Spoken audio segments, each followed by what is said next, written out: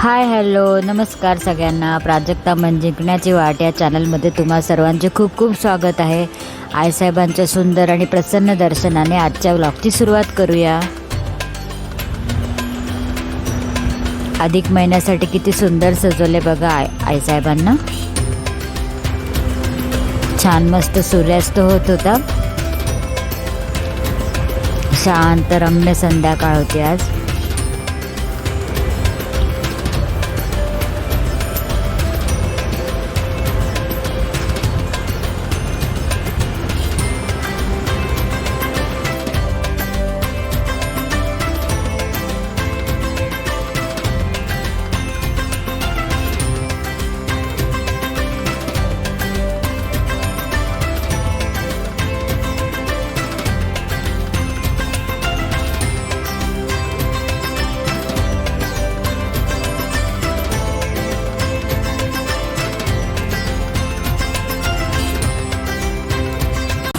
Good evening friends, कसे आहात सगळे.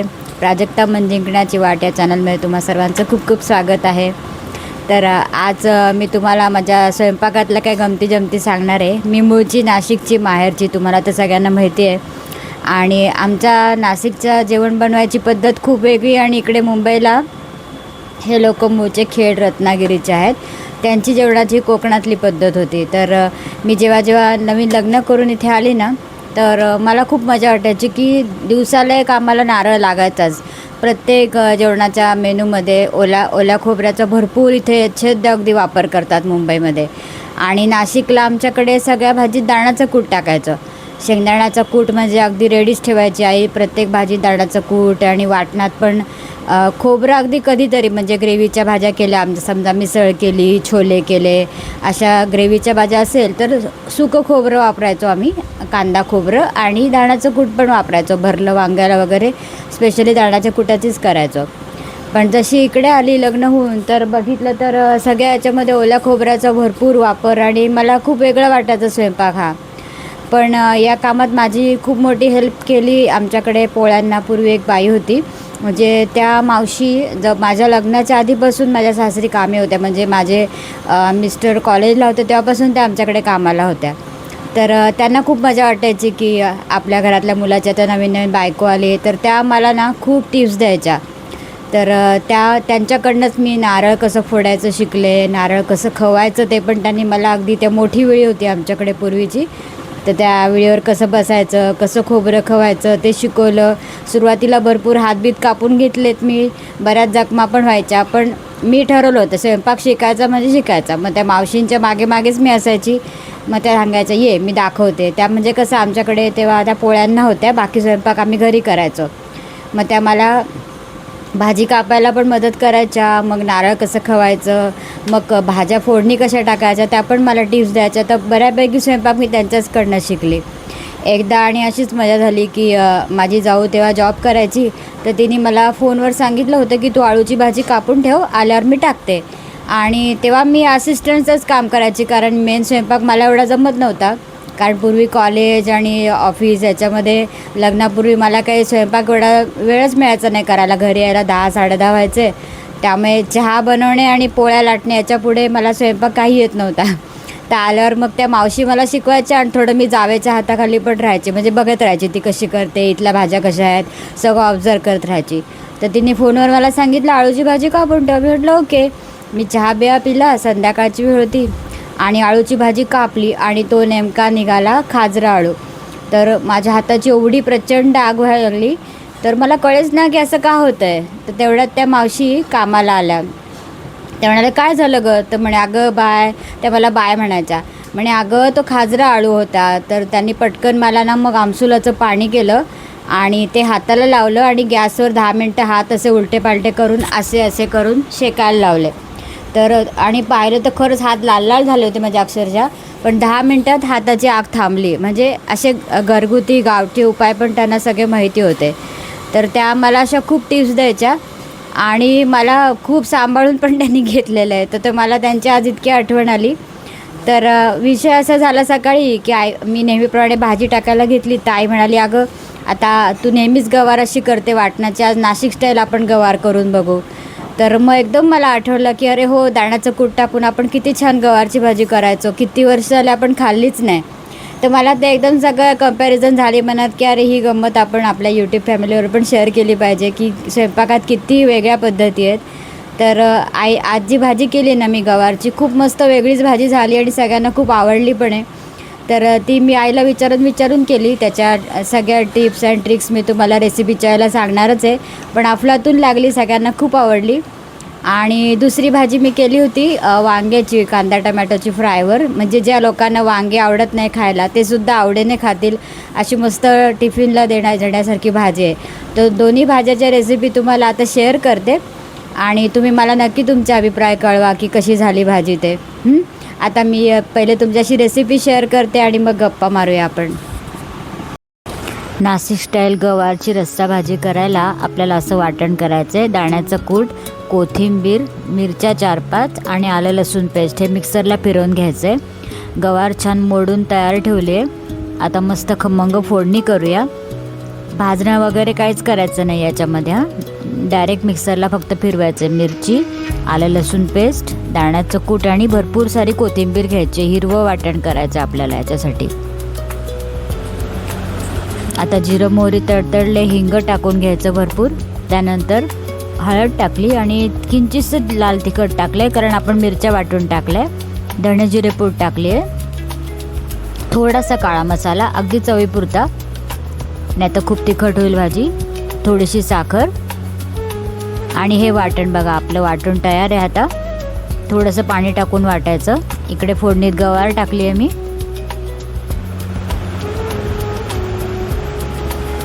आता छान परतून घ्यायचे फोडणीमध्ये गवार. नंतर हे वाटण टाकून घ्यायचं शेंगदाण्याच्या कुटाचं आणि पुन्हा एकदा छान मस्त परतून घ्यायचं. आणि शेंगदाणा कूट टाकलं की रस्सा घट्ट होतोच, तर त्या अंदाजाने आपल्याला पाणी टाकायचं आहे. नॉर्मल पाणी टाकलं तरी चालेल, गरम पाणी टाकलं तरी चालेल. गरम पाणी टाकलं तरी लवकर होते भाजी, एवढंच. चवीनुसार मीठ टाकलं. गॅस कमी ठेवायचा आहे. आणि आता आपल्याला जेवढी कन्सिस्टन्सी पाहिजे तसं पाणी ॲड केलेलं आहे. रस्सा जितका पाहिजे तसा. कोणाला भाकरी चुरून वगैरे खायची असेल तर पातळ रस्सा ठेवा जरा, आणखीनच सुंदर लागतं. मला जरा घट्टसर रस्सा हवा तर मी पाणी कमी टाकलं आहे. भाकरीबरोबर पण ही भाजी खूप सुंदर लागेल.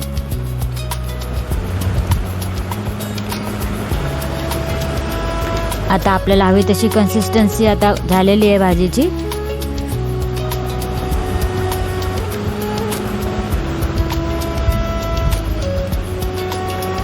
आता आपल्याला कुकरचं झाकण लावून घ्यायचं आहे आणि 3 विसल करायचे आहेत. ही झाली झटपट 5 मिनिटात भाजी तयार.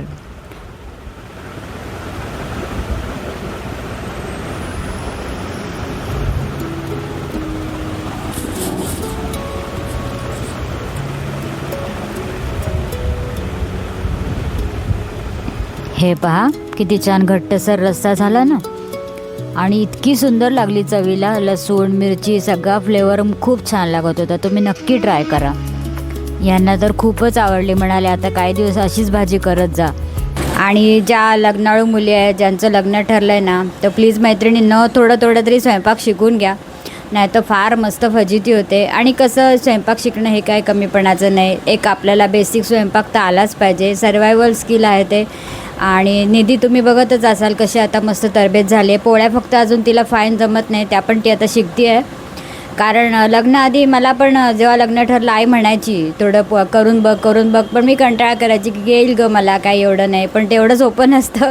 आपण आईच्या घरी असतानाच सगळं व्यवस्थित शिकून यायचं, नाही तर फार फजिती होते. मला आणखी एक गंमत आठवली. नवीन लग्न झालं होतं आणि माझे मोठे दीर गिरगावात राहायचे.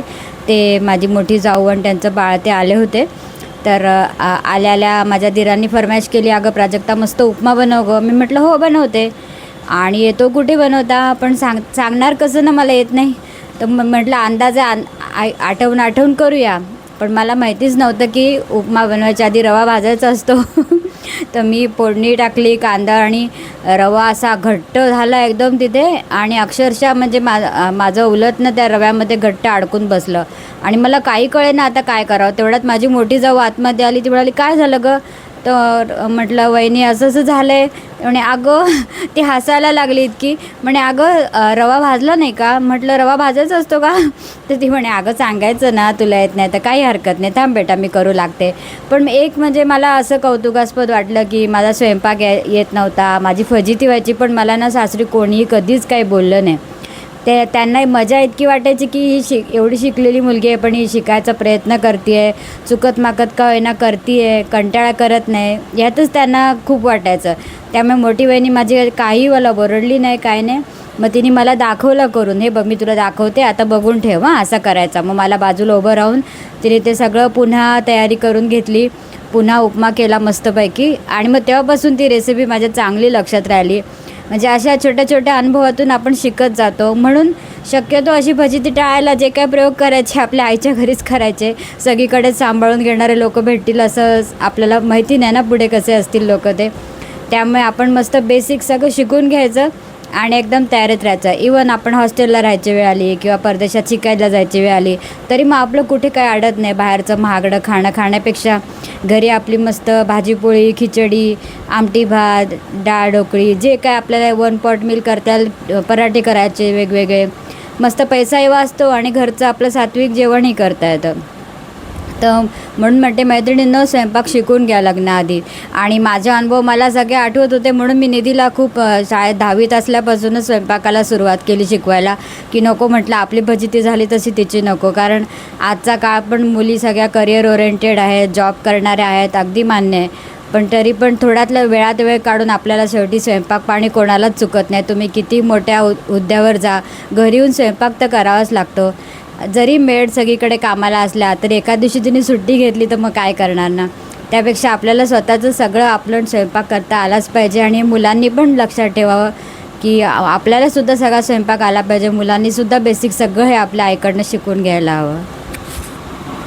वांग्याच्या फोडी करून आपल्याला आता खमंग अशी भाजी करायची.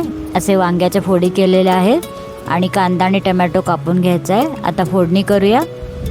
आता फोडणीमध्ये तेल तापल्यावर मोहरी जिरं तडतडू दिलं, नंतर हिंग टाकलं, हळद, लाल तिखट, काळा मसाला, गरम मसाला टाकलेला आहे, धणे जिरे पूड. ही फोडणी निधी करते हां. खमंग फोडण्या दिसल्या की निधीची भाजी समजून घ्यायचं.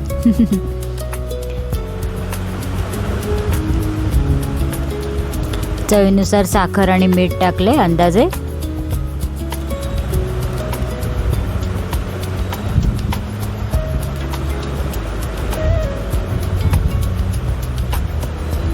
कोथिंबीर टाकायची भरपूर सारी, याने स्वाद खूप छान येतो. आता टमॅटो टाकून घेतले. गॅस कमी ठेवायचा आहे हां. कांदा टाकून घेतलाय आणि कापलेले वांगे कापून लगेच भाजी टाकायचे. कापून आधी ठेवायचे नाही, नाहीतर वांगे काळे पडतात. ऐन भाजी करायच्या वेळेलाच आपल्याला वांग्याच्या फोडी करून घ्यायच्या आहेत आणि लगेच फोडणीला टाकायचं आहे. कापून कधीच ठेवायचे नाही वांगे. आणि आता मस्त फोडणी ते सगळं परतून घ्यायचं आहे छान. आणि फक्त 10 मिनिट आता आपल्याला वाफेवर ठेवायचं आहे. भाजी झटपट तयार होते. एकदम इन्स्टंट आणि खमंग लागते ही भाजी.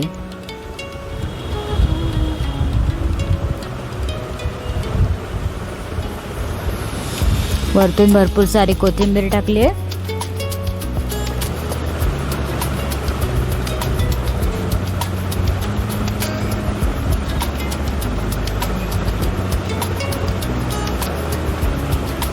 आणि झाकण ठेवून दिलं आहे. मीडियम गॅसवर 10 मिनिटात होऊ द्यायचे. हे बघा, वांगे मऊ पडले की लगेच आपल्याला गॅस बंद करायचा आहे. कांदा टमॅटो तर लगेच शिजतात, वांगे शिजायला अक्षरशः 10 मिनटं पुरेसे होतात. आता फायनल लुक बघा भाजीचा, कशी खमंग दिसते ना. नक्की ट्राय करून बघा आणि तुम्हाला गंमत वाटेल, पण आंब्याच्या रसाबरोबर ही भाजी खरंच छान लागते. नक्की तुम्ही हा प्रयोग करून बघा. मला पण नवीन शोध लागला होता लहान असताना. खूप छान लागते.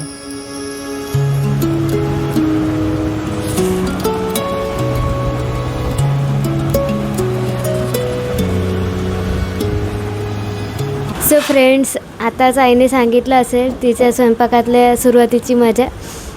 तर मला स्वयंपाकाची आधी आवड नव्हती, पण तेव्हा कॉलेज म्हणजे आम्हाला बाहेरगावीसाठी पण मी कॉलेज पाहत होती. जेव्हा 12वी झाली तेव्हा ठरवलं की आपण हळूहळू आता स्वयंपाक शिकायला पाहिजे. पण तेव्हाच लॉकडाऊन लागलं आणि आमच्या आईला मदत करणाऱ्या मावशी कामाला त्या पण येणं बंद झालं. सो तेव्हा पण मग मी हळूहळू आईला मदत करायला लागले स्वयंपाकात. पहिल्यापासूनचे सगळे म्हणजे भाजी कापायची, निवडायची, तेव्हा मग मी शिकले. सुरुवातीला कधी तिखट जास्त व्हायचं, कधी मीठ जास्त व्हायचं, कधी तेल जास्त व्हायचं, तेच आठवलं. आणि मला आता विदर्भ आणि कोकण इथले दोन्ही प्रकारच्या भाज्या आता हळूहळू मी शिकते. मला आता आई हळूहळू शिकवते. आता भाजी, पोळी, वरण, भात तर येतो आणि गोड पदार्थ पण येतात काही काही, म्हणजे खीर, शिरा, ते येतं मला. आता शिकते हळूहळू.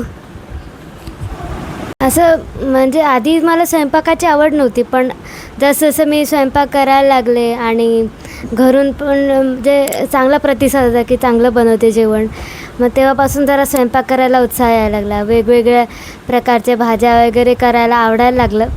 आता म्हणजे मला आता विदर्भ आणि कोकणमधलं तर येतं, पण आता बघू आता सासरकडचे कुठल्या प्रकारचं जेवण बनवतात, तिथलंही शिकायला मजा येईल. तुमच्याशी गप्पा मारत असतानाच इकडे साईड बाय साईड माझं दळणाचंही काम चाललं होतं.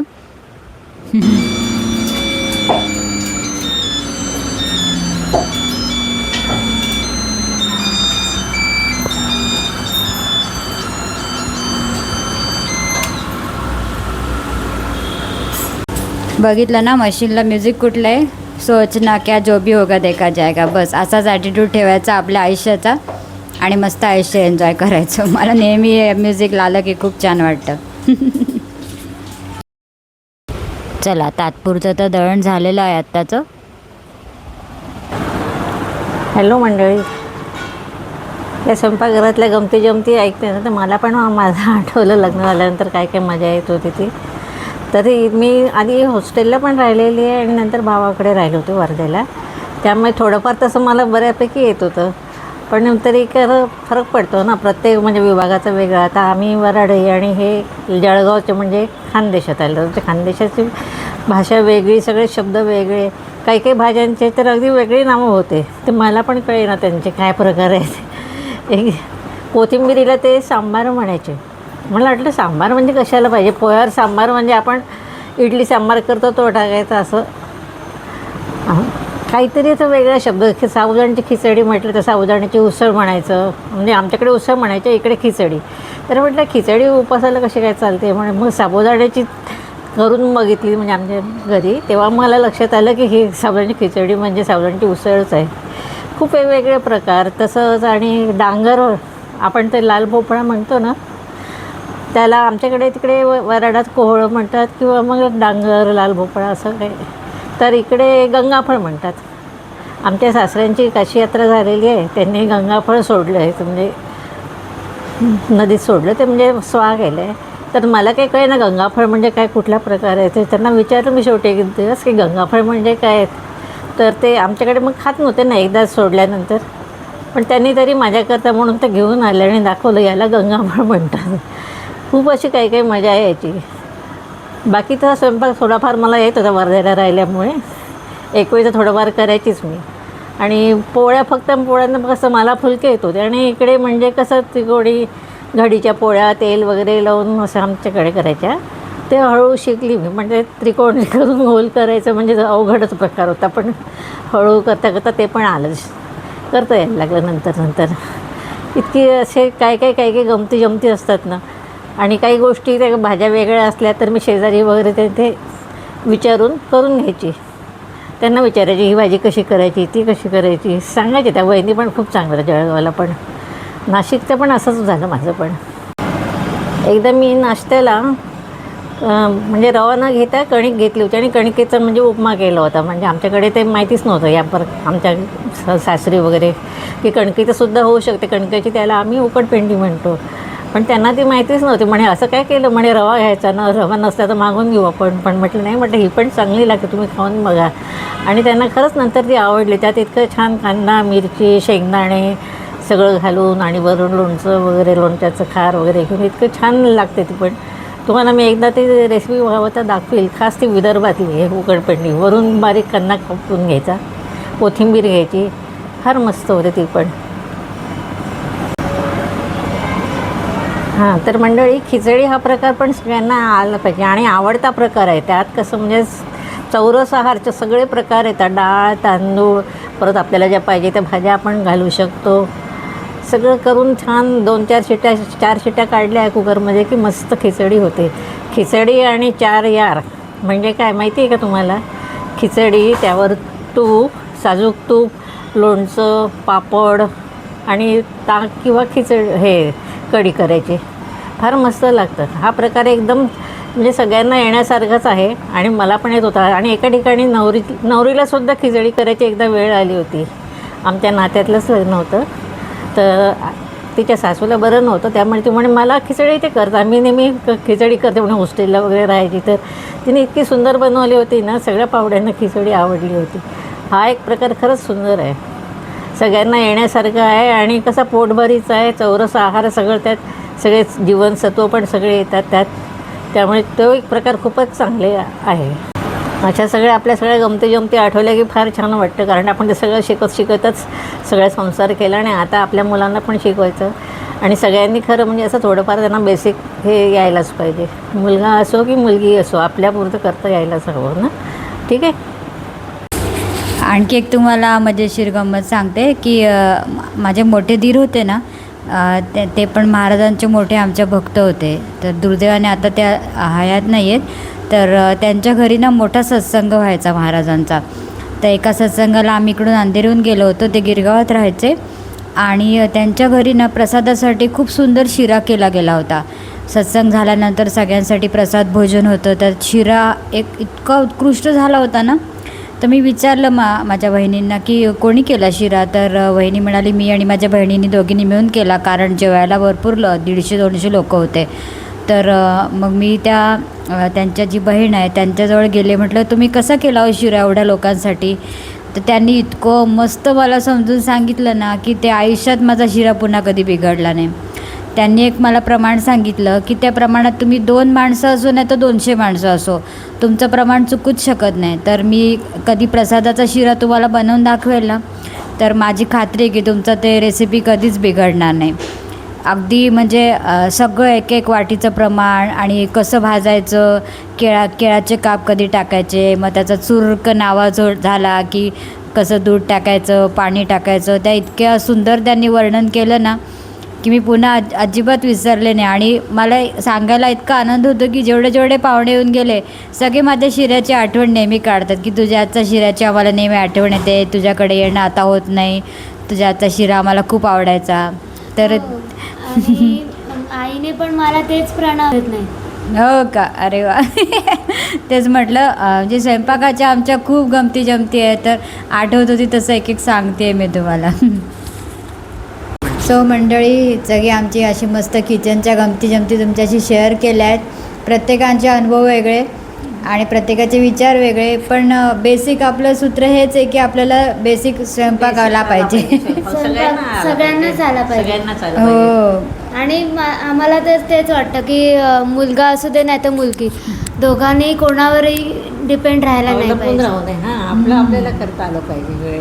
म्हणूनच मी तुमच्याशी अशा साध्या सोप्या म्हणजे रेसिपी शेअर करते की घरात जे साहित्य अवेलेबल असेल त्यानेच आपण करू शकतो पटकन. जास्ती फॅन्सी भाज्या नाही हे करायचं नाही. आपले साधं सिम्पलच स्वयंपाकाच्या रेसिपी दाखवते की आपल्या लग्नाळू मुलांसाठी किंवा आता जे बाहेर शिकायला जाणार त्यांना पटापट अशा करता आल्या पाहिजे. हो. सो असा आमचा घरगुती आजचा व्लॉग होता. तुम्हाला कसा वाटला नक्की सांगा. व्लॉग आवडला असेल तर लाईक करा, शेअर करा आणि सबस्क्राईब करा. भेटू उद्याच्या नवीन फ्रेश व्लॉगमध्ये. तो पण सगळ्यांना बाय बाय, गुड नाईट.